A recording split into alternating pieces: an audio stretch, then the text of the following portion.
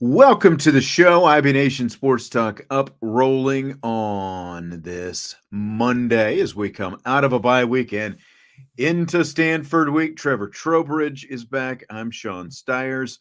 Vince D'Addario hit me with all these scheduling conflicts that he's got last night. So Trevor today, Vince will be in tomorrow, and then I think we're going to have a hybrid show probably on Wednesday. I believe Trevor is going to be here. Jesse will be here at least for rapid fire. So three men enter. How many men leave? I guess we'll find out unscathed. How are you today, Trevor? Doing well, Sean. It's a Monday, but I'm trying to get some of that salty Virginia Peanuts energy and start cranking it up. So there you go. I think this is the first time I've seen you without a hat on, now that I think about it. I'm trying to switch it up, man. I want to create a little diversity in the wardrobe. So Okay. I like it. We've got a lot that we're going to get to today. We had a Marcus Freeman press conference today, and as promised, everyone's been asking about injury updates. A lot of people asking about offensive line and all kinds of other things, really, for the last week, since it was a no press conference week during the bye last week. And so we got a lot of updates on all that stuff today. We're going to get to that. You'll hear Marcus Freeman's comments. We've got, I think, we've got more, of course, in rapid fire as well. I did want to get to this before we started. USMA 87 throwing something at us. He says, is it time to start separating the wheat from the chaff in college football? And I'm not going to lie to you, USMA 87, you threw a little, shall we call it, idiom at us that I don't think I'd heard this one before. And I'm from Kansas, which is like prime wheat state. Like you wait, like at the University of Kansas, my alma mater, what happens at the end of the game is they do something called waving the wheat. That's like the big tradition, whether it's Allen Fieldhouse or football at Memorial Stadium, wherever it happens to be.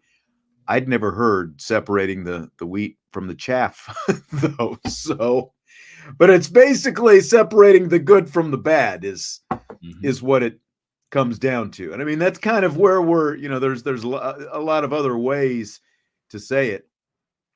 But, Father David says, oh, man, Sean just told me he doesn't go to church much. Okay, so this is all right.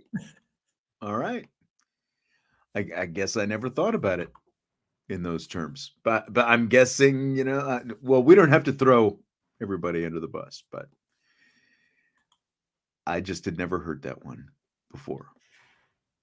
Hey, that's okay. We learn something new every day, Sean. So wheat in the chaff is a biblical reference. Okay. Gotcha. All right. Now we know. USMA says strong Anglican background here. All right. Okay. It's on to Stanford. How about that? A slew of injuries that Marcus Freeman updated today, starting with the most unfortunate one, Boubacar Traore, out with a torn ACL. He, of course, leads the team, 5 tackles for loss, 3 sacks, also the pick 6, and tied for the team lead with 2 quarterback hurries. And so, you combine that with Jordan Botelho already out, the 2 Vipers right there. We'll kind of tie this in just a second, but really, I guess expected, based on, what we saw, Trevor, in the Louisville game. Very unfortunate, but I think we were all pretty much expecting the worst from Boubacar Traore's injury. Yeah, it's tough. I think you just said it right there. One of those, you prepare for the worst but hope for the best sort of deals, and you just feel for the kid because he was really starting to come on to his own, and we knew how big of a role player he was going to be in Notre Dame's defense this year. But this one's tough. So I know he was a hot topic of discussion last week, but going to be interesting to see what Al Washington has in his bag of tricks this year. And we're going to start putting to the test how deep Notre Dame's defensive line room actually is. So yeah, for sure. For sure. I mean, I think we're already seeing that put to the test. And, again, it goes without saying the obvious, but like Botelho was already starting to explode and kind of have himself his breakout season finally after 5 years. And then when he went out, Traore was breaking out. Now you've got both of them out, and that's where Notre Dame is now.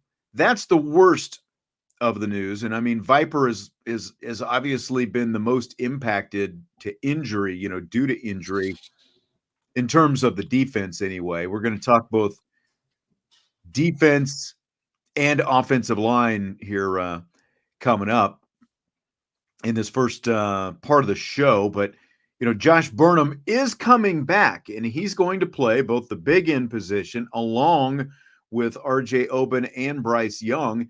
And then he's going to play over at Viper as well. He's listed as number 2 on the depth chart at both of those positions going into this week. And, so again, that's really good news considering he's been out since he injured his ankle at the end of the Northern Illinois game. So then you've got Junior Tuihalamaka and Logan Thomas at the Viper as well. So I think that, we'll just save it here because I asked Freeman. He got a couple of different questions about the Viper, including this one. I asked him if they've cross-trained anyone else at either of the defensive end positions, if they did so during the bye week. And here's what Freeman said to that. Oh, no. Burnham is a guy that we know can play both. But, we feel, RJ and Bryce are true field ends for us. And then Junior and Logan are true Vipers for what we need them to do. But Burnham right now will be the only one that cross-training. And again, if there's injuries that could happen, you have to have a plan B and a plan C. And we do have that ready to go if something unforeseen happens. So no others cross-training. Let's start with Burnham. How big is it, him coming back after missing these last 3 games, Trevor? I think it's huge. It adds more to the depth that the room already has. Last week against Louisville after Boubacar went out, we got to see a little bit of Notre Dame is willing to play those young guys. And one person that I think gets overshadowed a little bit is Junior Tuihalamaka. He is, along with what Botelho was starting to have as a breakout season and Boubacar was starting to have as a breakout season. I think Junior is starting to come into his own as well, which is really exciting to see. So just having Josh Burnham back, just another weapon for Al Golden and another weapon for Al Washington to use on the defensive line is massive. Yeah, absolutely. And, again, like this was a guy who was starting to break out as the number 2 guy at that big defensive end behind Oben when he hurt that ankle. And especially like when Botelho went out, it's like, oh, well, if they can get Burnham back, at least they'd, kind of get something. It is interesting.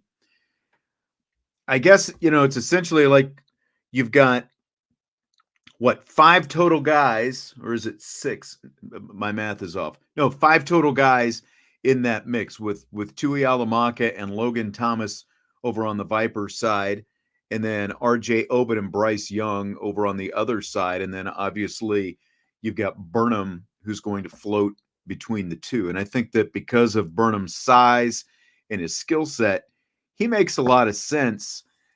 I do have to say, and it's just huge that they are getting him back because I think that he can be impactful on both sides, especially because we still haven't seen, anything really come from RJ Oben so far. I mean, you've had a play here or there basically for Oben, but that's about it, and like Burnham in the short amount of time that he had been on the field had really flashed a lot higher than what Oben had. So I think it's huge to be able to get him back. And I guess I was a little bit surprised to hear that they didn't mix any other guys in there during this bye week. What about you?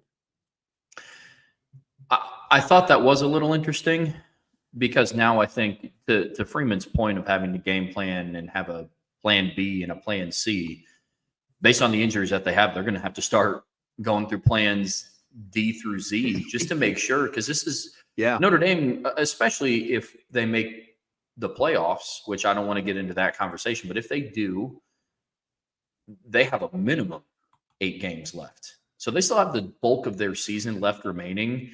Ideally, everybody stays healthy, but you have to start game planning around what if they don't. So, Sean, to your point, I definitely think it would have been beneficial for the team to try out other players at the Viper position for sure. Yeah, and I know that one that Brian talked a lot about, like in terms of a guy who would make sense, is a guy like Preston Zinter. Obviously, that didn't happen. I'm going to play this soundbite one more time because Rabid Al Chihuahua was asking, didn't Freeman say Oben was playing well? What am I missing? I'll go ahead and play this one more time.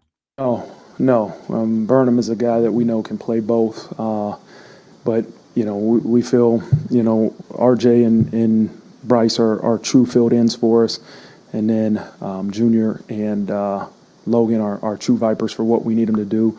But Burnham right now will be the only one that cross-training. And again, if there's injuries that could happen, you have to have a plan B and a plan C. And we do have that ready to go if something unforeseen happens.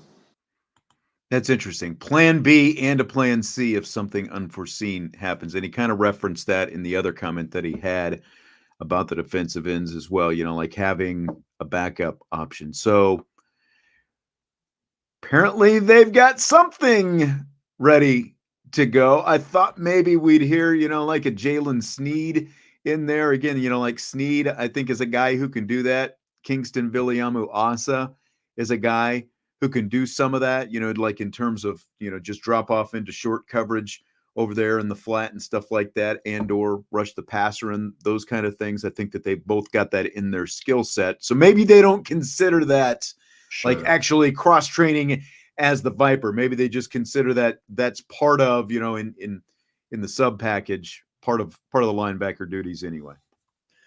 I agree. I think some of it too is just a little bit of coach speak. As much as I would have liked to hear him say, hey, here's our game plan moving forward, I didn't know how much today during his press conference he was going to dive into like specific personnel groupings. So I think a lot of questions around the Viper position and rotations on the defensive line are going to be answered on Saturday when we see it against Stanford. So going to be interested to see what that rotation is going to look like, because it's starting to look pretty thin.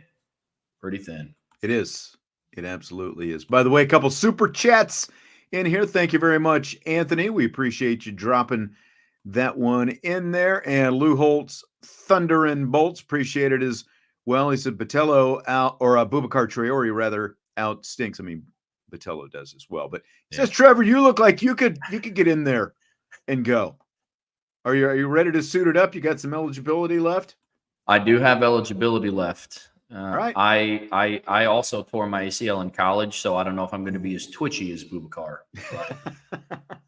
I'll give it a shot for a full ride scholarship to play at that school. You can sign me up. Seriously. I don't know if there's a wait list. Right. Joe wants to know if they draw numbers to figure out who gets to ask questions to Freeman in the press conference. No, it's a very simple but age-old plan. It's raise your hand and ask for the microphone. And, like the sooner you get your hand up, the better, chance that you have of getting them in. If you wait, then you might not get in there very often. That's what it is. There's like a little aisle right down the middle where you see Marcus Freeman's podium. There's a set of chairs on one side, set of chairs on the other side, and there are people with microphones on each side. And so got to get your hand up. I learned that lesson a while back. So got to get it up. Got to get it up quicker, basically. Get that hand up. Yeah, that's pretty much the way it works. So we'll kind of run through some more of the injuries that he updated. More good news is that wide receiver Jordan Faison and cornerback Christian Gray are both listed as probable on the injury report this week. So probable means they will probably play. They're in line to play. It was a shoulder for Gray 2 weeks ago against Louisville. You might remember Marcus Freeman said that he tried to give it a go during pregame, but couldn't go. And then Faison kind of retweaked that ankle that he hurt against Texas A&M. He retweaked that against Louisville and had to come out for a time. Cooper Flanagan hurt his left ankle a couple of weeks ago. Offensive lineman Billy Schrouth, his right ankle, that goes back, the injury dates back to the Purdue game. And then defensive end Gabe Rubio, who hurt his left foot in training camp, are all listed as questionable this week. So much lower chance that any of those guys is going to see the field. But maybe at this point. Rubio sounds like he's getting a little bit closer, maybe, but not quite ready in this game. Then an interesting one that popped up that Marcus Freeman just volunteered. He didn't show up on the injury report at all. I guess it's because he's the number 4 quarterback, but CJ Carr, here's the quote from Marcus Freeman. I didn't do the audio, but he just said he was injured in practice a couple of weeks ago, just has some elbow soreness. So really just trying to focus on some other areas of improvement for him as he goes through rehab. So interesting one there. The number 4 quarterback is as high profile a number 4 quarterback probably as you'll find, Sure, I guess. But CJ, so I don't know if that means maybe he, just kind of hit his elbow on somebody's helmet or something in practice a couple of weeks ago, something like that. But so hopefully he's doing better, obviously. Yeah, hopefully it's not anything too serious with CJ. With the other injuries that have been listed off, I understand players, especially when they play around the trenches. So for Billy Schrouth and for Gabe Rubio and for Cooper Flanagan, take your time getting those guys back. Not too much time, because I know how much the defensive line could use Gabriel Rubio in the middle for sure.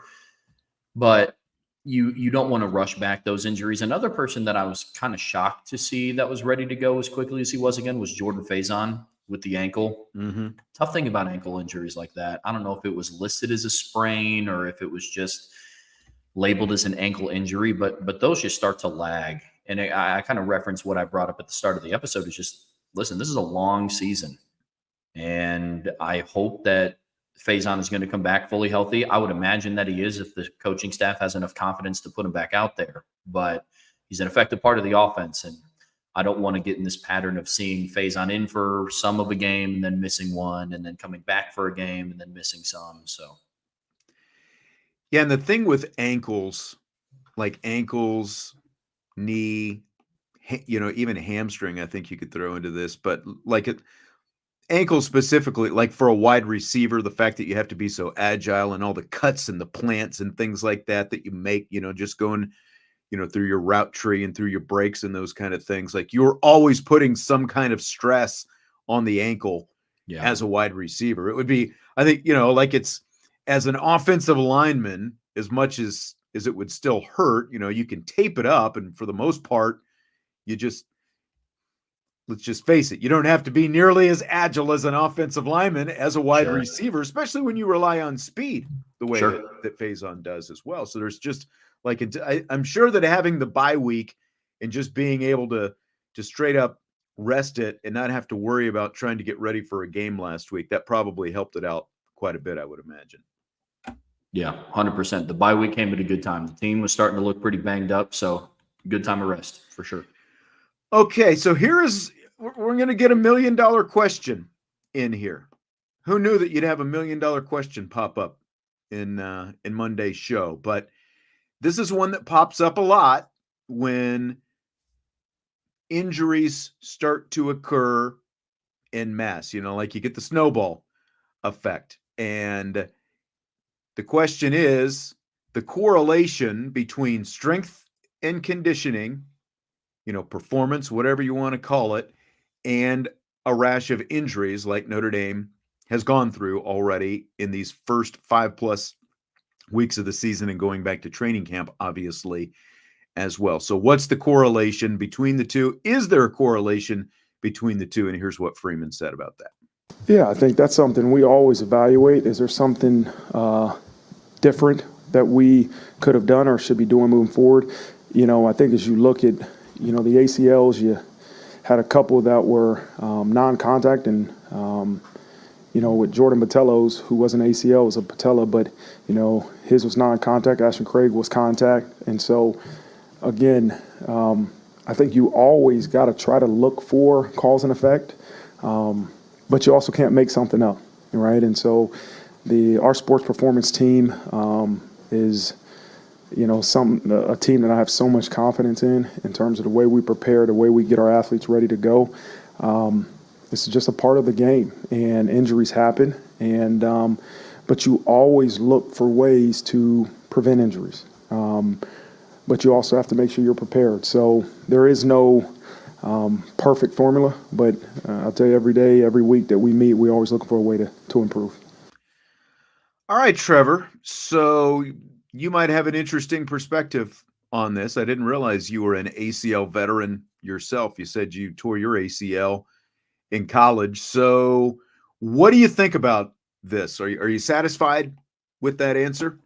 Yeah, I think unfortunately with football especially, injuries are just a part of the game, and there's a lot that you can do. My ACL injury was non-contact, and there's just so many things that it's so tough to prevent those things, right? And a lot of people, when a player gets injured, they want to find the causality of it. They want to know what happened, why, is there anything that could have prevented it throughout the week? Some of the stuff you could look at to potentially say maybe the workload's a little too much, to where if the injuries are a lot of just wear and tear, and I look at those like muscular injuries, stuff like hamstrings, maybe it's not stretching enough, or it's being overworked, or if there's shoulder issues, things like that. But stuff like non-contact torn ACLs, there's just so few things that you can do to prevent those. I think what he was saying in his press conference is, look, the injuries are tough.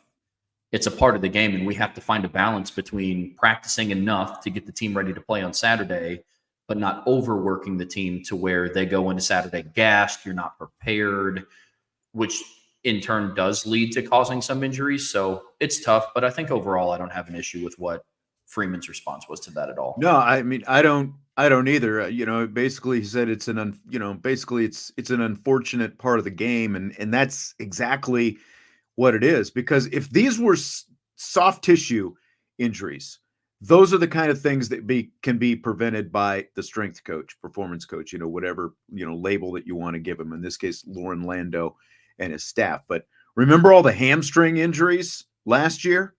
Like, we're not seeing a lot of hamstring injuries right now. The weather is going to start cooling off. It's October, so that's maybe something to keep an eye on, because that's when it really became noticeable. It seemed like last year, even though it was still warmer when some of these guys were having those, the hamstrings and stuff like that. But, soft tissue like hamstrings, quads, all those different, kind of things like that, like your calf muscle. If you had a strained calf muscle, strains and pulls and those kind of things, those are the things that the strength coach can prevent. When you're talking about ligaments and tendons and stuff, like there are certain that, obviously just by the fact that you're working out and stuff like that, you expect that it will, make them stronger. But at the same time, when you're making these cuts and you have big bodies forcing their pressure, this big body forcing pressure against this big body, and then ankles get rolled and knees get rolled, and guys are coming around the corner, whether it's, because again, like some of these injuries happen on grass, some of them happened on turf, because that's a question that's come up as well. But, ACL tears, it's just one of those, unfortunately, you kind of have to chalk it up to the game. It's like, as you probably found out, it sounds like you found out yourself, sometimes you get through a season with none of these or very minimal of these kind of injuries happen. And other times they seem to, just come in bunches like this season. And this is just one of those unfortunate seasons, I think, because like, again, the preventable stuff are the soft tissue pulls and strains and those kind of things. And that has been, at least to what we know, it has been pretty minimal so far this season. So I think that that's actually a good sign. Yeah, 100%. By the way, Brent Smith, Jesse said hello to you and Brock Purdy after yesterday. So he was very upset that he wouldn't be here for you. But again, he should be back, Brent, on on Wednesday for rapid fire. So if you guys want to come in and throw some jabs at each other, that's perfectly fine. Mitchell Evans, speaking of a guy who had an ACL tear, he's about 11 months removed now from the ACL surgery that he had at the end of last October. Hasn't looked 100% just yet. So how close does Marcus Freeman think he is to getting back to the guy that we saw before that injury last year? He is, it takes time, right? And the more time that he has to get himself to his full potential is crucial. And so this bye week, I think, was crucial for him in terms of continue to develop in recovery as he still comes back from the ACL of last year. But we got a lot of confidence in Mitch. There's a lot of times that he's been open, but maybe the play call didn't mandate that we throw him the ball. And so he's really working on, his routes, but also working on blocking and is committed to being the best tight end he can be. And I have a lot of confidence in Mitch Evans. So what do you think of what you've seen of Evans so far, Trevor? I think that comment was interesting for a multitude of reasons. Look, one, it's no mystery that when you look back at the film, there is some issue with Mitchell Evans, whether it be from a physical or a mental and emotional standpoint. And based on what I heard from that, it's like, listen, if he's not 100% ready to go, my question is, why put the kid out there if he's not 100% confident in himself? Because then that leaves room for a lot of interpretation of he's not trying hard, the kid doesn't care, which isn't fair to Mitch Evans by any means. I understand wanting to ramp him up and get him back into the scheme of the offense and into the flow of the offense, but I think he has 10 receptions for 85 yards so far this season? Correct. Yep. So it's not even like they can go back and say, well, he's not at 100%, but he's still fully contributing to the offense. Because right now, I don't think it's by any stretch of the imagination to say that Mitch Evans is essentially a non-factor in the offense at this point. So hopefully what Freeman said is correct, and the bye week gave him some time to get right, whether it be mentally or physically. And I didn't expect Marcus Freeman to come out and say, yeah, Mitchell Evans has been kind of bought out, which I don't, I don't think that's the case, nor do I want to believe that that's the case. But it just kind of begs the question, like, look, if the kid wasn't ready to get out there and play, why put him out there? So interesting. I think that's my takeaway. Well, and we saw him through training camp as a partial participant in camp, but he was still doing a lot. He wasn't doing full contact and stuff like, and again, like going back to camp, we didn't get to see a whole lot of contact, but just from what they were saying, and they were ramping him back up. And like when you look at his snap count against Texas A&M, it was really light. He only played 10 snaps against Texas A&M, and they were basically putting him out there like in third down situations as an unattached tight end. They weren't putting him in next to the line and do blocking and stuff like that. And, again, like you talk about the stress and the strain on the knee as he's coming back. So it definitely seemed like there was, like, they were very conscious of not trying to push him too fast, too soon. But I mean, it's still football, so like it does almost sound a little bit surprising that maybe they didn't hold him out the first couple of games just based on those comments that Marcus Freeman made there. Yeah, 100%. I would have understood it. I think the conversation would have been a little bit different if he was like actively contributing to the offense and was somebody that the defense had to come out and identify every time 88's on the field. But whether it be for the physical limitations or whatever that is, Mitchell Evans just hasn't been the threat that he was in that stretch that we saw last year. So it's kind of two-sided. One, I understand wanting to get Evans back in a rhythm and getting back up to the pace of play, but also injuries are already a major concern on your team, and putting a guy out there that's might not be 100% fully recovered from the knee injury, playing scared is almost like a fast lane ticket to getting re-injured again. So yeah, that's exactly right. It's going to be interesting.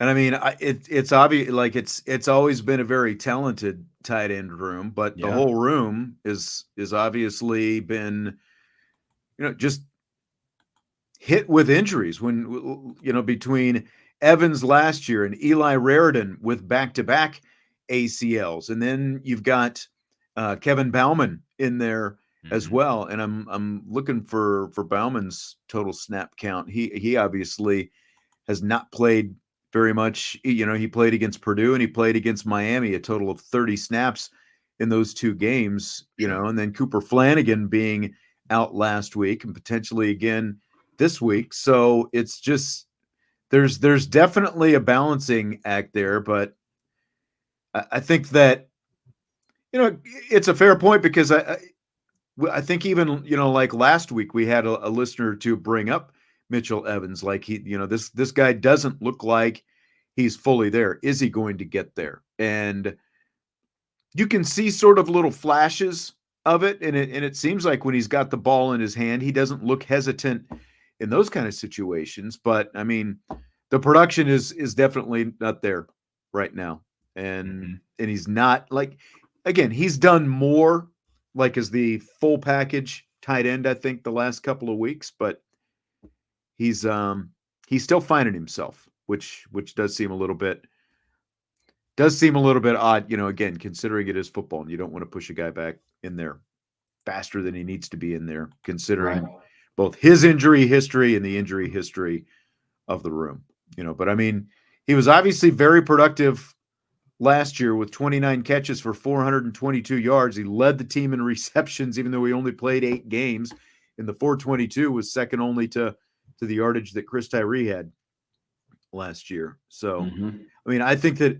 at the very least, I keep talking about it like that, with him, just being a tight end and the kind of size that he has, it seems like there's just been so much open space in the middle of the field to operate in that he could help out Riley Leonard greatly in some of that short to intermediate stuff that is still a work in progress for Leonard and the passing game right now. 100%. And we've seen flashes of it. There's been a couple of major third down conversions that came by way of Mitchell Evans, intermediate route across the middle, a couple of deep ends, one dig route. So the skill is still there, right? It's just now get the kid mentally clear, build back his confidence from the knee that he can continuously perform at a high level. So a lot of it does stem from offensive line and pass protection. So, and Marcus Freeman even alluded to it a little bit in his answer about, Mitchell Evans has been open on a couple, but don't know if it was the scheme or the game plan or what, that, the ball just didn't go his way. So, there's a lot that needs to be corrected, and hopefully it was addressed during the bye week. But yeah, we'll see. Andre says it took him a year and a half to feel normal. How long did it take you before you really felt like you were all the way back, Trevor? So physically, it took me, honestly, like 7-8 months to feel like I could do the things again. But confidently doing them, it was about a year, because there's so much that you don't trust. And I don't know, Andre, if you can relate to this or if anybody else has, but when I tore my ACL, I mean, the rehab was almost worse than actually tearing it, because it was just, it was rough. The rehab was tough. Just building strength back into it again was tough. And then just from the mental aspect, which may be a little bit of what Mitchell Evans is feeling, is just being able to trust it again, because knee injuries are one of those things that you just never think will happen to you. And then when it does, it's almost that shock of like, oh yeah, like I'm not invincible. I can get hurt. So it's definitely a tough mental battle for sure. Father David says a year for him. Yeah. I mean, I fortunately have never had to go through an ACL, but like seeing, and I think it's like, especially like basketball play, like you kind of, it's like that brace is a little bit of a safety net for a while. It seems like when they, when you start coming back, and Sure, it's kind of getting over the mental hurdle of being ready to take that off at some point too, right? Well, and I think what's weird is the brace for a while, once you were getting like the brace from like 4 to 6 months definitely helped, and it made it feel stronger, and it was supposed to like help you feel like you were getting back to normal. But then afterwards, like wearing a brace just almost mentally, it just kind of reminded me that like my knee was messed up and it wasn't what it used to be. So I know that there's a good amount of athletes that will go and tear their ACL and then they opt out of wearing the knee brace for that. Now, I don't know if that's why, but for me, that was definitely huge. It was almost like a reminder. It was weird. Yeah. Interesting. Just, again, like to where it's more of the mental thing than the actual physical. Oh, yeah. Huh? Interesting.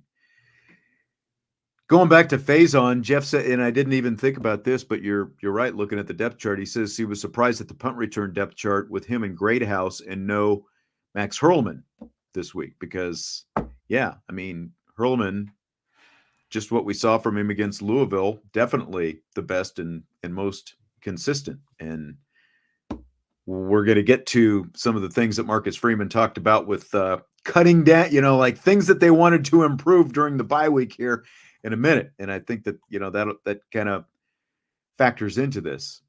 It's a good point, though. Yeah. Sam Pendleton missed the last 5 plays of the Louisville game. Freeman said today he had a concussion, so he's going to be back this week.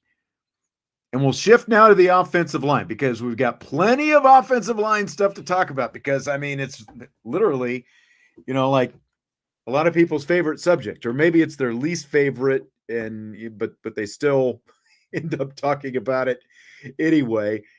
Anthonie Knapp has been Notre Dame's lowest graded offensive lineman, but as we talked about last week, Trevor, of course, he had his best game of the season against Louisville. You've got Tosh Baker behind Knapp on the depth chart. Fellow freshman Guerby Lambert is backing up Emil Wagner on the right side as well. So I asked Freeman about all 3 of those guys today, and here is the assessment from the head coach. Yeah, Knapp is, I feel like he's just gotten better, and it's common sense. Like, you're going to get better over time. You get better through experience. And what he's done is constantly improve from week 1 to week 5. And, there's a lot of confidence we have in Anthonie Knapp, but he is continuously improving as a offensive lineman. Tosh Baker's been great, a guy that,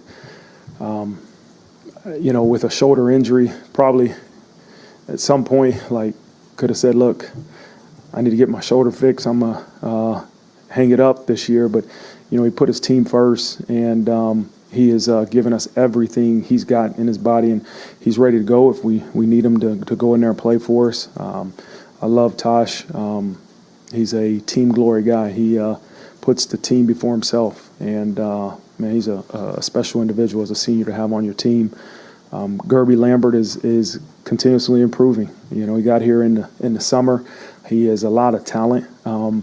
There's always a lot to learn as a freshman, but he is progressing. He's very smart, very athletic, and is going to be a great football player for this team when his time presents itself. All right, so there's Marcus Freeman on Anthonie Knapp, Guerby Lambert, and Tosh Baker. And you're kind of shaking your head there, Trevor. Let's start off with Anthonie Knapp. Yeah. Does he seem pretty confident in Mr. Knapp? I would say so. Everything that he said was correct, and you can go back and look at the numbers. Anthonie Knapp has improved every game from week 1 to week 5. This is going to be a big 3 weeks for him, if I just had to be honest with you, because you have these 3 weeks and then you have an additional bye, which is where I think you start to evaluate your offensive line. Look, I think one of the toughest things about when you evaluate an offensive line is how they work cohesively together as a unit. And one thing that has been lacking is continuity on the offensive line between Jagasaw going down before the season started, and then you lose Ashton Craig and Billy Schrouth in the same game against Purdue. So I understand the hesitation with yanking out another left tackle to then add another starting lineup rotation for the offensive line. But I think it's going to be a big 3 weeks for Anthonie Knapp because there's a part of me that does believe, and I have no sources to cite this. I'm just thinking about what pass protection is going to look like over the next 3 games, right? And if it continues to be the same way that it is, I would have to think that the coaches have to look and evaluate that as the season goes on. So, I do think Anthonie Knapp has the coach's confidence for now, I will say, but I think this is going to be a big 3-week stretch to see what that looks like for them.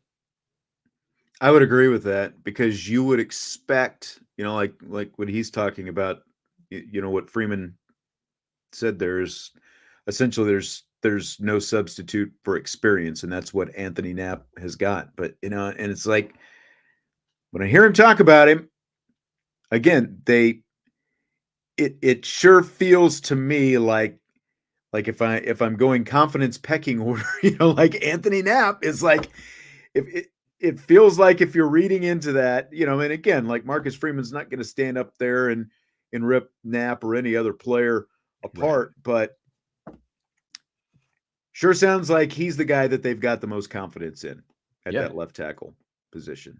Like, when I hear that. Interesting question from Mr. 2.0 on the comments that Freeman had about Tosh Baker, because, again, it just doesn't sound like, when I listen to Marcus Freeman there, that Tosh Baker is a guy who's going to be playing anytime soon, because, again, like, he's behind Knapp, and it sure seems like, like when you listen to and split the comments, Knapp is the guy. Mr. 2.0 says, does it sound to you like they might try to get Tosh another year? And then he followed that up with, so he could play someplace else. I mean, I think it would be smart to give him another year to redshirt. Now, I understand why they aren't, because with an injury to Knapp, God forbid that happens. But if Anthonie Knapp gets injured, then your other backup is another true freshman. Whereas right now, your backup is a kid who started at left tackle for Notre Dame a couple seasons ago. So I get the hesitation, but if they do try to get him another year, I don't believe that it would be at Notre Dame, because next year, like we've talked about a lot, Notre Dame's going to have champagne problems at offensive line next year. It's just going to be who is going to be the best, because everybody's going to be loaded up with experience.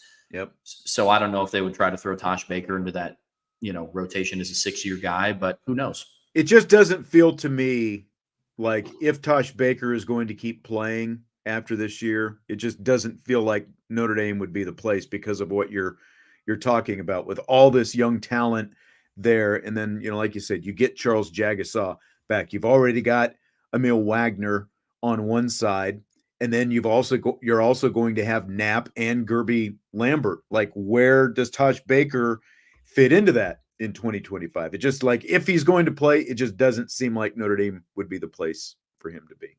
Yeah, I mean, you'll have Jagasaw coming back.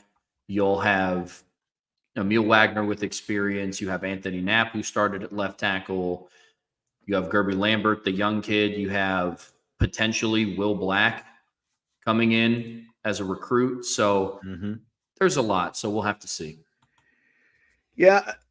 Jeff says, I believe Knapp is a favorite of Rudolph. Would love to see a little Lambert at some point. And, we haven't touched on Lambert yet. It just, again, like listening to Freeman, it sounds like Lambert is still much more in the developmental stage, like still early developmental stages right now. And I just don't believe, with everything that is on the line, like, like the health of your quarterback, for example, with everything on the line, I just don't believe that Marcus Freeman and Mike Denbrock are letting Joe Rudolph make that decision autonomously. Like, I feel like they have a lot of input on what is going on there. Like, they're not, I just don't believe that with a true freshman out there whose play has fluctuated, again, even though he played better against Louisville, but his play has fluctuated. I just don't think that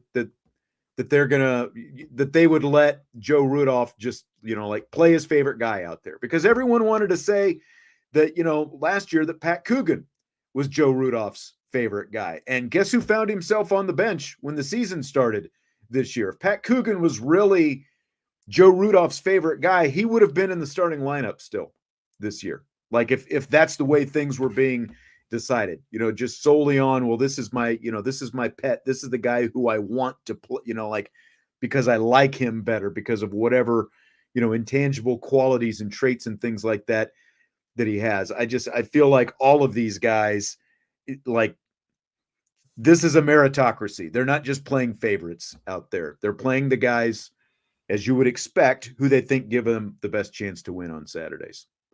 Yeah, I agree. And look, I hear you, right? I get why a lot of people want to see Guerby Lambert. And because on paper, the numbers look really sexy. Like it he had is a better what it star is. rating. I mean, that's what Yeah. it comes down to. If Knapp had the star rating, if you flip the star ratings, no one would have a problem with Knapp being out there. Like I think some Or of it most too people. is just like the height and the weight too. Like I understand that. Like I get, looking at a kid who's a true freshman and he's 6'7" and he's 330 and but there is a little bit of an adjustment period. Not saying that Anthonie Knapp didn't have one, but the coaching staff got to look at that from almost a 10,000 foot view and look and say, look, we have two true freshmen here that could start for, us at left tackle. And Anthonie Knapp did beat out a fifth-year senior in Tosh Baker for that starting left tackle position. So we'll see what Knapp looks like. Like I said before, guys, it's going to come down to what these next 3 weeks look like, because Notre Dame's not going to be able to make a push deep into the playoffs if they're not able to pass the ball down the field. And I firmly believe that starts with pass protection up front. So if that doesn't get better, I think the coaching staff will have a decision to make there. But if Knapp keeps improving and improving and improving, we'll see what happens. Tom says it's why they need to run the ball more. It suits this offensive line and their skill set than throw and play action. I mean, I can't disagree with that. There are plenty of times where it feels like they need to be running more. But, like even when Billy Schrouth was out there, I just felt like, like if you're in a fairly short yardage situation or you just want to mash the ball, why aren't you just running behind Schrouth? Again, this is when he was, like, why weren't you just running behind that Mauler, on that side of the line? It does still feel like at times, like they're trying to be a little bit tricky with some of their running, and it can be a lot more simple than what we've seen from them so far. Yeah, I think they run the ball a decent amount. I think they need to be more creative with how they run the ball. Right. To your point, Sean. But, Riley Leonard doesn't throw the ball 35 times a game. So I think they run the ball a good amount. Notre Dame's offense, breaking down passing attempts and rushing attempts, is relatively balanced. I just think that it can't be 55% of the running game in any given game is Riley Leonard. Well, I mean, here's an easy one and I'm not saying you're going to do this all the time, but when you've got Riley Leonard and Jeremiah Love, and or Jeremiah Love and Jadarian Price, little speed option, just like that's something that we haven't seen from, because like everyone knows that Leonard can run and what he's capable of. You do a little speed option with one of those two running backs, sitting 3 yards behind it, like rolling out over there. It's like you talk about putting some guys in jeopardy out there, like make a decision. Like you can really burn somebody with that kind of thing, but that's a look that we haven't seen him use at all. I just want to see him use more 21 personnel with Jeremiah and Jadarian on the field at the same time. I do too. Just make the defense have to game plan for multiple people. And that puts teams in a bind. So hopefully that's one of the things they looked at in the bye week. Yeah, Brent, this is kind of one of those in-between years, I guess, at tackle. Just like he says, he's perplexed by the lack of left tackle depth. I mean, you are where you are. I hate to do the, it is what it is and that kind of stuff. But I mean, again, like it goes back to Charles Jagasaw was supposed to be the starter out there. And yeah, you would like to have, more there, like part of the reason you kept Tosh Baker was, one, to have him battle for that spot over there on the right side, two, to give you some depth. But obviously it just hasn't worked out with Tosh Baker the way they probably thought it was going to work out by having him on this team in his fifth year. Yeah, the depth is weird because like on paper on the depth chart, you have guys. It's not the same as the Viper position where they're literally just running out of bodies due to injury. Your depth at left tackle now is just very young. So, you had Charles Jagasaw to start the year, which I do firmly believe he was going to be an impact player on this offensive line. Let's call a spade here, right? He started one game. He started one game in the Oregon State Bowl game, and he played well. But you have Charles Jagasaw, who had one career start under his belt. You had Tosh Baker, who started at left tackle a little bit in 2021, and then he got hurt, and that's when Joe Alt stepped in. And then you had two true freshmen behind him in Guerby, Lambert, and Anthonie Knapp. So it's weird because you're right. I understand why you feel that there is a lack of depth. I think there is a lack of experience depth. That is very evident. But it's weird because it feels like they have less guys than they actually do. But yeah, no, I hear you. I definitely get where you're coming from there, Brent. Josh says 2 tackles left early, another one got hurt. That's how. I mean, there's obviously truth in that statement. Because the other aspect of this is, while Blake Fisher ended up being a second-round pick, so you can't argue with his decision to go last year. Had he come back this year, that obviously changes the entire complexion of what's going on at tackle right now. You've probably got Blake on the right sides.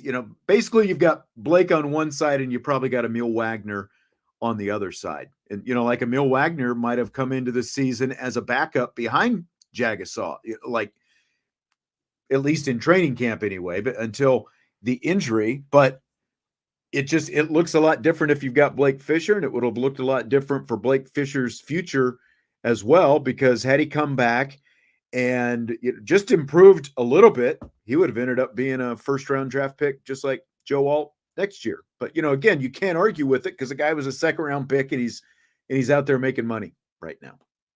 Yeah, 100%. I think the layout and the landscape of the offensive line would have looked extremely different. I mean, Blake Fisher probably would have stayed at right tackle because I don't know if they would have asked him to move over to left with the departure of Joe Alt. And then you have, assuming the Jagasaw injury still happens, you then have a battle between Anthonie Knapp and Emil Wagner and Tosh Baker and potentially Guerby Lambert in there. So we'll see. It's tough. I definitely did not predict the Blake Fisher thing. Sean, I think you hit the nail on the head. I mean, it obviously paid dividends for him, but didn't expect him to be a departure as well. Yeah, exactly. So Freeman also talked a little bit about what things they emphasized as areas of improvement during the bye week. Yeah, I think we as an entire program, what we can't do is hurt Notre Dame. We have to eliminate some of the unforced errors. We have to eliminate penalties. We have to make sure our ball security, there's no excuse, the weather, anything. You have to make sure we hand the ball to the official so that there's no without certainty that we have the ball in our possession. And those are things we want to clean up. We got to continue to defensively, we got to tackle. We got to continue to tackle better, right? That's something we're always going to try to do. We got to be crisp in our run fits, and that's ways you can attack that in practice. And, just overall the execution. Like that's important, is that great teams don't beat themselves, and we got to make sure that we're not doing that either. So do you like the list? Anything that you would add to that list? What do you think? Yeah, I would have liked a little bit more of an offensive update on that side of the list, if I'm just being 100% honest with you. It's like, hey, we can throw the ball a little bit better. I was about to say, it's like, listen, I mean, I understand why you touched on tackling and all that, but I mean, Notre Dame has not tackled poorly this year, in my opinion. Has it been spectacular? No, but a lot of the issues that you were having in week 1 and week 2 got cleaned up. So I would have liked to hear him touch a little bit more offensively. Now I know some of the coordinators and position coaches and players will come out and talk tomorrow, I believe. So maybe he's just leaving that up to Mike Denbrock, but I definitely would have liked to hear a little bit more on the offensive side. But touching on execution and cleaning up the penalties, that is something that I wholeheartedly agree with. So yeah. And I mean, 6 fumbles, they've lost 4 right now. They're tied for 93rd in the nation in terms of, with those 4 lost fumbles. So that obviously needs to get better, and again, it goes to what we were talking about with the punt returner. Like, it is a little bit surprising that you take Hurleman out of there after he looked the most consistent of any of the punt returners really that we've seen so far. And then 32 penalties. Like, it sounds like a really high number. It's more than 6 a game, and you would like to clean that up. 63rd in the nation, so they're roughly middle of the pack. I think that both of those numbers are just, if you aspire to be a college football playoff team, which they obviously do, you need to get yourself at least into the upper third of the nation in both of those departments. And those are largely, I think, between the ears type stuff, most of the stuff that we're talking about between the penalties and the turnovers and stuff like that. The penalties and the turnovers, especially turnovers coming by way of fumbling, fumbles are so tough because I'm not saying that if I had to pick my favorite type of turnover, but fumbles are tough because you have the ball in your hand.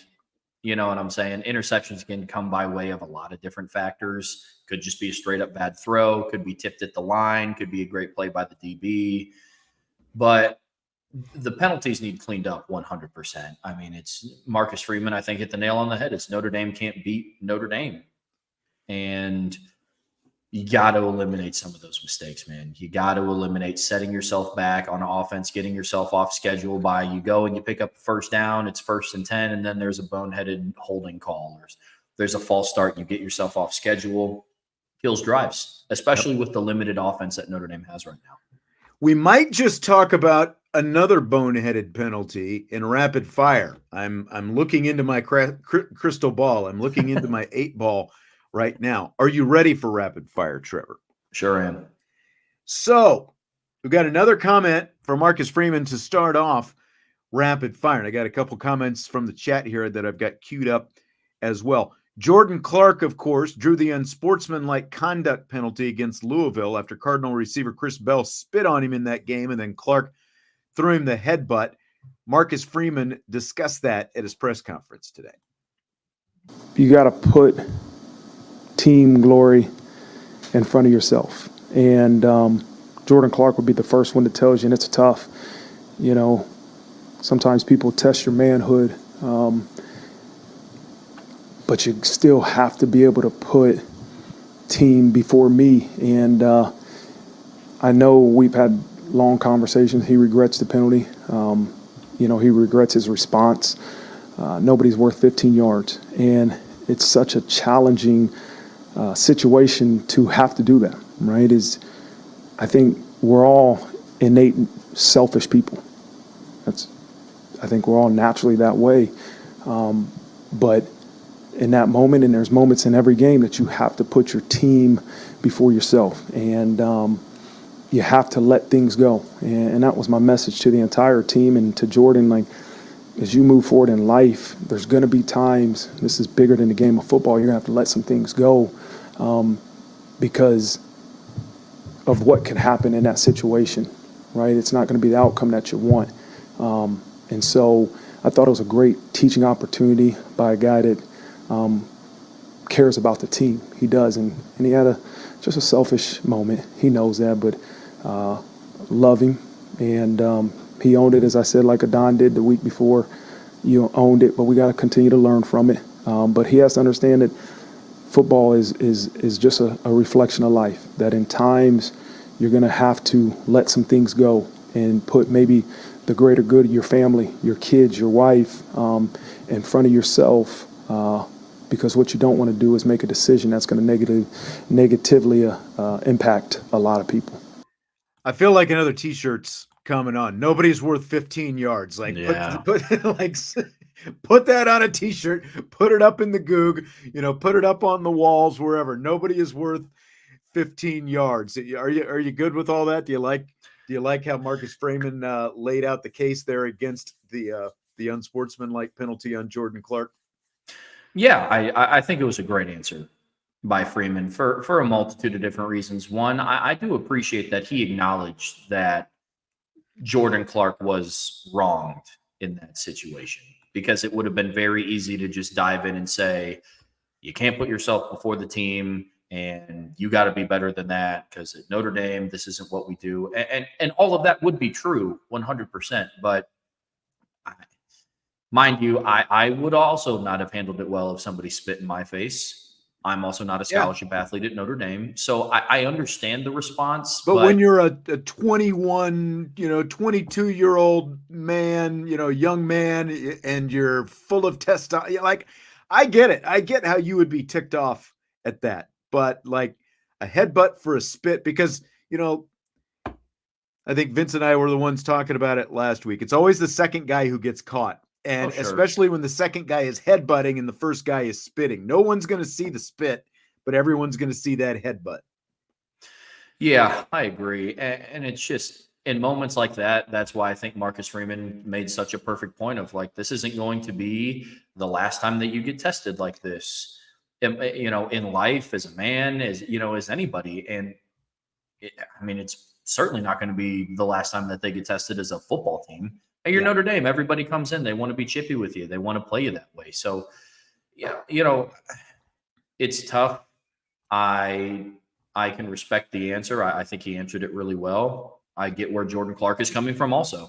So, it's tough. But you got to, in those situations, you just got to think big picture and put yourself above, put the team above yourself. No, that's exactly right. And with age comes wisdom, and I know, again, I know it's hard sometimes, especially when you are young, but because Marcus Freeman was, sometimes you just got to know when to walk away, basically. And that's the tough part. It's like, I think that everyone, especially if you're a competitive person, and like anyone who's played sports, especially college level and above, you expect them to be very competitive. And I know that it can be hard to walk away from those situations. Like there've been plenty of times in my own personal life where it's like, you just feel like like Freeman said, sometimes you just got to know when to let it go. And it's tough sometimes when to learn or when to know when to let it go. And that is the toughest thing. And, the great thing is, okay, now you got a learning lesson. You just got to know next time that you can't do that, because the thing that opponents are going to know now is, look, if you keep coming at Jordan Clark with whatever trash talk or, maybe it's a loogie or whatever else, like you can get inside his head and you can get him to react. And that's where Jordan Clark is just going to have to know that he's got to be the bigger man in that situation and just turn your back, walk away. And the best medicine is at the end of the game when you can point at the scoreboard and you walk off the field with a win. That's just what it comes down to. 100%. Do you buy or sell either Bo Collins or Jaden Greathouse getting to 500 receiving yards this season, Trevor? Yeah, I'd buy that for sure. Notre Dame still has 7 games left. Bo Collins right now is sitting at 181 yards. So broken down, that's a little bit more than 45 receiving yards. So, but both have the ability to 100%. The passing game needs to open up, which is going to be another thing that I'm going to be evaluating under a microscope over these next 3 weeks until bye week number 2. Yep. So, I absolutely think that 500 yards is absolutely attainable. I think they're both going to get there. The pace right now is, I think Collins is somewhere, it's like 425 or 435 over the course of a 12-game schedule. Of course, we're talking about 12 games, that we're talking about that they get there. Right. But it does feel like, again, incrementally, these last 2 games, the passing game has come to life.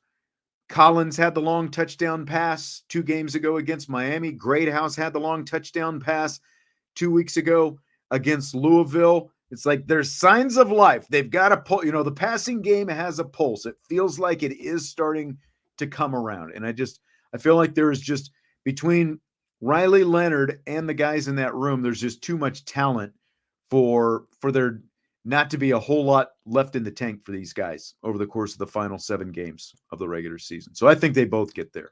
Yeah. To at least 500. Yeah, 100%. I like that. So Trevor, what did you end up doing and or watching the most without Notre Dame playing this weekend? I know you had apartment moving. That sounded like great excitement. Anything else that was on the docket for you this weekend? Yeah, so this weekend we actually on Sunday we went to the Bengals Ravens game in Cincinnati. Oh, that's right. That's right. So that was a lot of fun. Saturday was a lot of college football, and then Saturday evening watching Glorious Bastards because we talked about it last week. So nice. Yeah, it was. Where'd good. you find it? I rented it on Amazon. Okay. So yeah, it was good. Very nice. I haven't seen that in a while. I'm going to have to cue that up. We actually went to see Beetlejuice Saturday afternoon. How was it? I thought it was pretty good. I think I had a little bit higher expectations. My wife really wasn't into it, but I got a birthday coming up this week, and so like the AMC, I'm on that like the AMC Points Club or whatever, and so they gave me a free tub of popcorn. I'm like, my wife, she had like furniture shopping and all this different stuff that she wanted to do, and I'm like, look, I want to watch a little football. Yeah. At noon Saturday, I want to go get my free tub of popcorn because Sunday is going to be NFL and baseball playoffs. So I want to go get my free tub. I want to see Beetlejuice. This is, it's our only free weekend until, the end of the month. Want to go to a movie, get my free popcorn. So that's what we did. It was solid. It wasn't, like I wouldn't give it an 8. I would give it, I think some of the reviews, I'm seeing kind of in the 7s range, somewhere around there. That's probably where I'd put it. It was decent enough. But so we did that on Saturday, watched plenty of college football on Saturday, watched baseball playoffs both Saturday and Sunday. Mets Phillies. I watched most of both of those games. Those were awesome. Are you into baseball at all? I haven't even asked you that. Not as much as I am football, no, but I've been keeping track. I always start to keep track around baseball playoff time. So okay. 2 great Mets Phillies games, both yesterday and Saturday, and my Royals are in the playoffs. So unfortunately, that game was, they went back and forth a little bit, but they ended up losing to the Yankees. So I watched that. I'm like flipping back and forth between Royals, Yankees, and Vandy, Alabama, like the end of the Vandy, Alabama game. It's like there was so much going on as it turned out. So great. And then yesterday, the NFL starts with the London game, Jets and Vikings at 9:30 in the morning. And of course, I'm a Cowboys fan. I don't know if you knew that, but the game is delayed almost an hour and a half. So it gets done after 1 a.m. yesterday. So I didn't watch every game throughout the day, but I watched parts of the 9:30 game and then a lot of NFL yesterday with some more baseball playoffs mixed in. So good deal. It's quite enjoyable. Can't complain about that. So what day is the birthday? Wednesday. Wednesday is the birthday. Okay. Yes. Good deal. Happy early birthday. Thank you. Today is actually Jesse's fiance's birthday as well. So I doubt Naomi's watching, but happy birthday. Fill in the blank. This weekend's college football action makes you still feel blank about Notre Dame's college football playoff chances. Good. This weekend, I was always on the train that if Notre Dame wins out, I think that they were going to make it regardless. Now, what it did show me is that most teams above, most teams that will be ranked ahead of Notre Dame in the playoff, if there's anything that this weekend showed me in college football is that any team is beatable. I mean, that is one thing that I think. Now, I'm not saying that Notre Dame will be that team because there's kinks that Notre Dame has to work out too, like you and I have talked about a lot, and like Brian and I have talked about a lot. But this year, I think college football right now is wide open. So it's going to be interesting to see what happens, especially this upcoming weekend. It's another really good slate of games. Yeah, I mean, it made me more optimistic. Like to think that if Alabama, the number 1 team in the country, can lay an egg the week after, beating Georgia the way they did, I guess even though they had to, they got up 28-0 on Georgia, even if they ultimately gave up a lead late in the game. But if they can lay an egg after that, and then if Tennessee can go lay an egg with everything that Tennessee. Like I was actually buying into Tennessee a little bit, and then here comes the old Razorbacks. So like I just feel like that happening. USC lost again. Like not that really has playoff impact, but the fact that Michigan went out to Washington, like it just felt like a week that okay. Like as easy as it is to beat up on Notre Dame for some things, like some of these things actually went the other way, and like other teams that are supposed to be elite as well suffered some of the same stuff. So made me feel much more optimistic about Notre Dame's playoff chances after seeing some of that turmoil this weekend for some other programs. I agree. I think it even it made me feel better about what Notre Dame's chances are to like make it through the playoffs, not just make it to the playoffs. I mean, every team so far this year has shown glaring weaknesses that are in the top 12, right? I mean, Penn State struggled, I think, against Bowling Green, and Ohio State struggled for a first half against Iowa, putting up 7 points. Oregon struggled against Idaho in week 1. And hasn't looked like what everybody thought that they would have. I mean, Miami right now, in my opinion, is closer to being, 3-2 than they are 5-0 or 4-2, whether, not 6-0. I mean, they've had 2 games so far this year that should have been losses. Now, I mean, you can also credit the team for coming back and getting those wins. But, I mean, there are, I don't want to say glaring issues, but there's no team this year that you just watch and you're like, yeah, they're winning. Now, to be honest with you, if there is that team, it's probably Ohio State right now. But there's no team that you can look far and away and just say, you know what, this team is going to win the national championship. So. Yep. I agree with that. Does Vanderbilt beating Bama mean any less considering it's Kalen DeBoer's tide and not Nick Saban's tide? No, I don't think so. Look, Vanderbilt historically is just not a good football school. And I understand that it's not Nick Saban there anymore, but I might have had a different answer if Alabama didn't beat Georgia 7 days prior to losing to Vanderbilt. So, no, I don't think it means any less. I mean, Vandy just doesn't beat ranked opponents like that. Yeah, I mean, the fact that Lane Kiffin, like, did you see the video where Lane Kiffin stopped his post-game press conference so that he could watch, like, that last Vanderbilt drive when they were trying to ice it with a couple of first downs? He's like, this is, this is history. Like, this doesn't happen.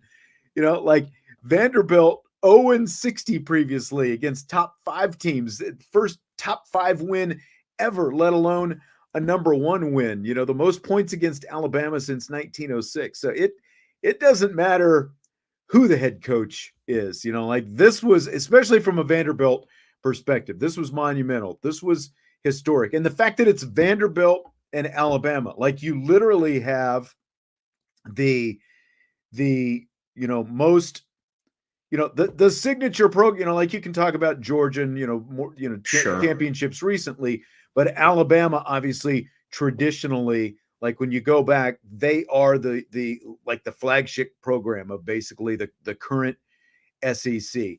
And at the other end of the spectrum is Vanderbilt, who, let's just face it, Vanderbilt struggles in the SEC because they're the private institution and everything that they've got to compete against in that conference. It's much tougher for them, and so like, the fact that you have that beating that, it doesn't matter who the head coach, because again, like Alabama was still just a week removed from a massive win against Georgia. To me, like the fact that 40 points is the most points Alabama, like that, because Alabama's had some lean years in there too from time to time. And the fact that they had never even given up 40 points, that seems amazing to me. Yeah, I mean, I don't like taking away wins from a team because like they have a coach or don't have a coach. Speaking of having a coach, shout out to Clark Lee for getting Vanderbilt the biggest win in program history. But Yeah, I mean, I hear he used to coach at Notre Dame. Like, So, I don't know yeah, if you knew that. something along those lines. He was in South Bend for a little bit or something. Right.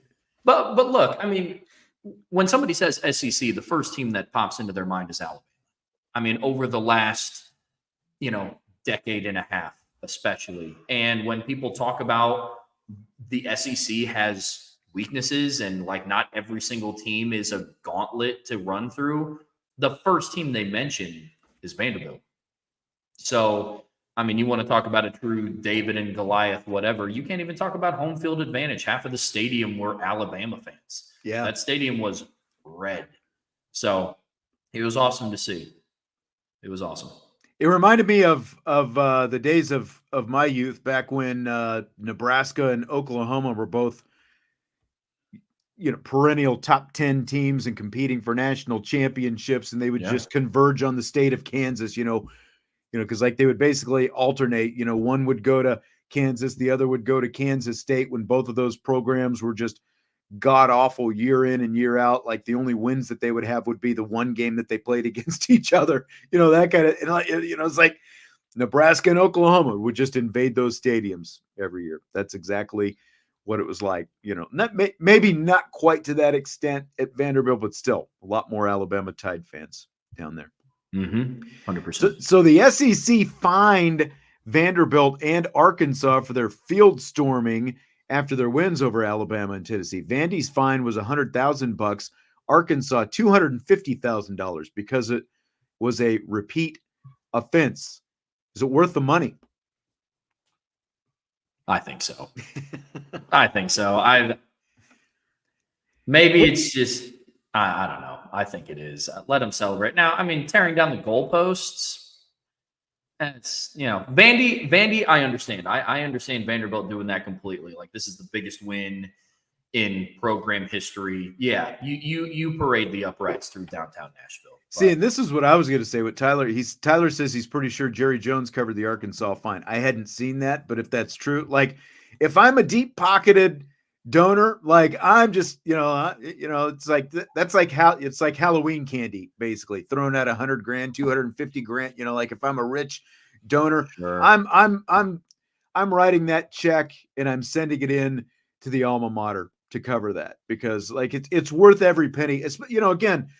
If you're Vanderbilt to come up with a win like that, like whatever it takes, whatever damage is done to the stadium, whatever they've got to pay, it is worth every penny to say that we're Vanderbilt. We just beat Alabama when they were the number one team in the nation. Doesn't matter.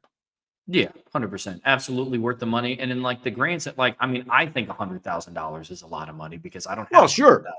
But again, if I'm a billionaire, like, Jerry Jones or whoever it happens to be, and I'm donating, millions of dollars to the NIL fund and everything else, like I'm covering that for my school. 100%. 100%. Definitely worth it, especially for Vanderbilt. Yep.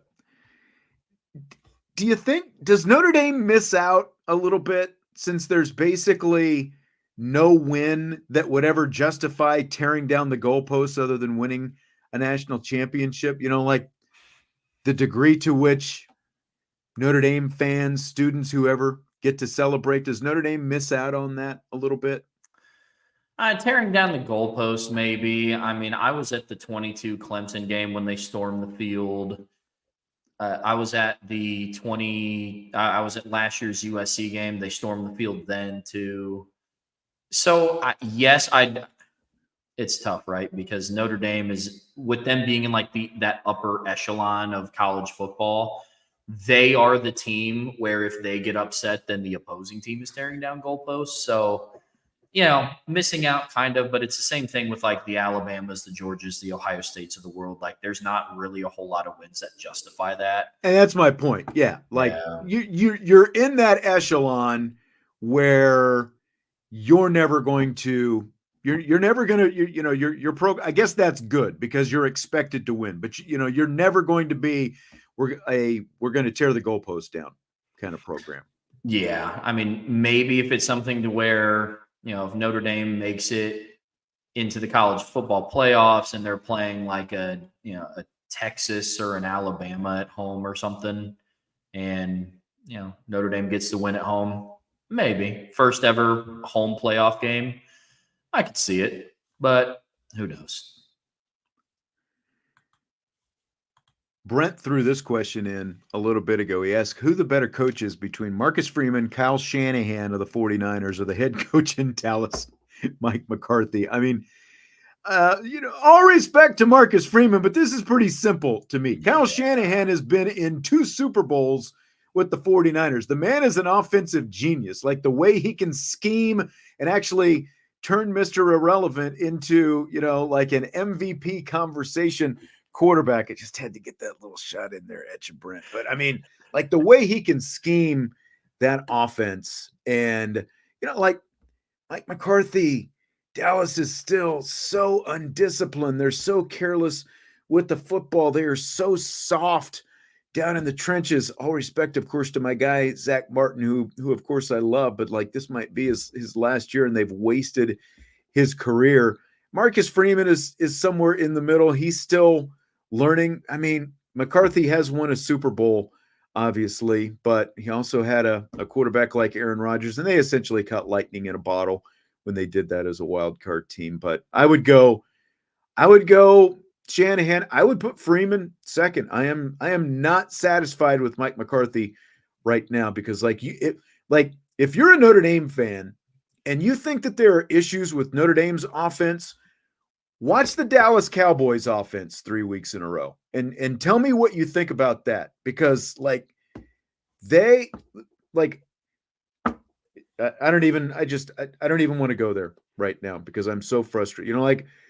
The Steelers I can forgive a little bit because at least the Steelers are a good defensive team. They struggled offensively against the New York Giants a couple of weeks ago. They are it is a major issue for them to score any points. So Shanahan's at the top of that list for sure, Brent. Yeah, I would agree. I'm with you, Sean. Salty also talking about Maris Liufau looking good for Dallas last night. Yeah, he did have a nice punch out on that third down on the receiver. It was definitely highlight worthy.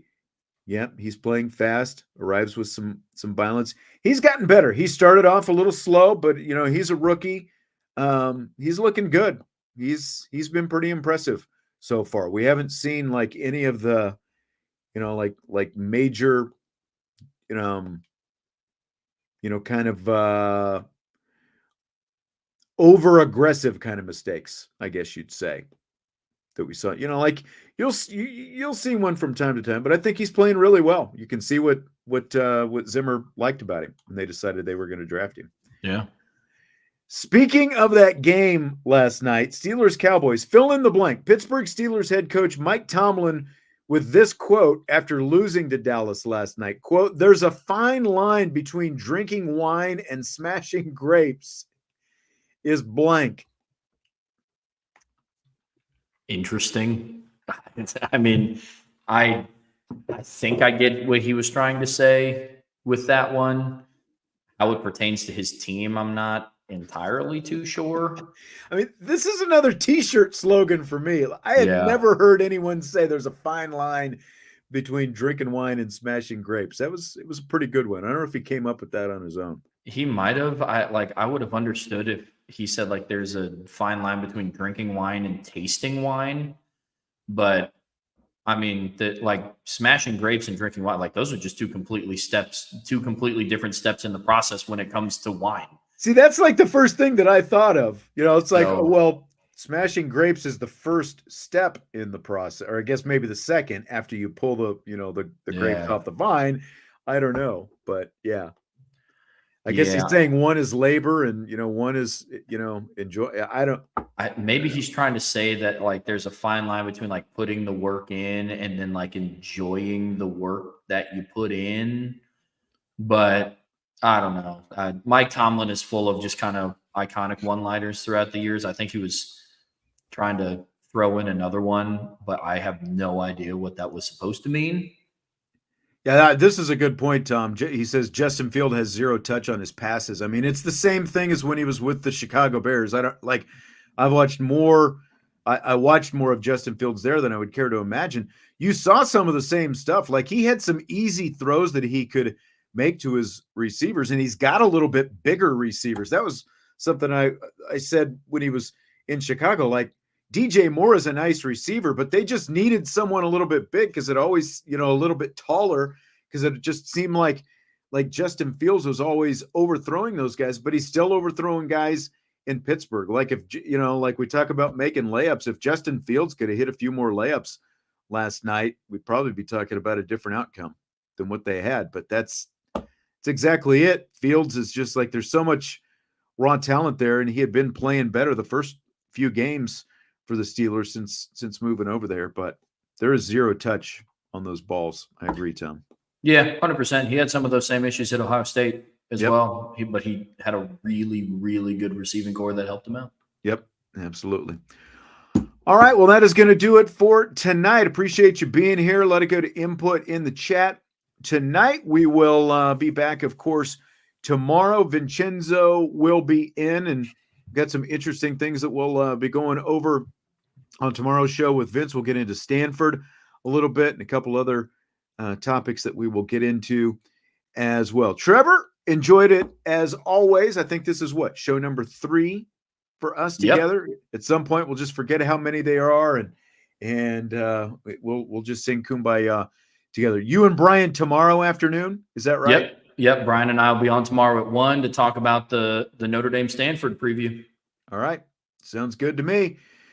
We will talk to you tomorrow. Hit the like button if you would before you leave. Yep, that's right. Exactly right, Andre. Like, subscribe, do all that good stuff. Oh, and by the way, if you missed it last week, we got the exclusive IB interview that I had with Notre Dame women's basketball coach Niele Ivey. You can find that either on our YouTube channel or, of course, your podcast platforms as well. As you scroll back, we posted that on Thursday, so you can find that in your feed, whether it's YouTube or your podcast. You can find that interview with Niele Ivey, as that season is coming up very soon. Basketball is on the way. You're going to be doing some men's basketball coverage, I understand, this year. Yes, sir. I'm excited for it. All right. Looking forward to that. All right. Hit that like button, and we will talk to you tomorrow. IB Nation Sports Talk.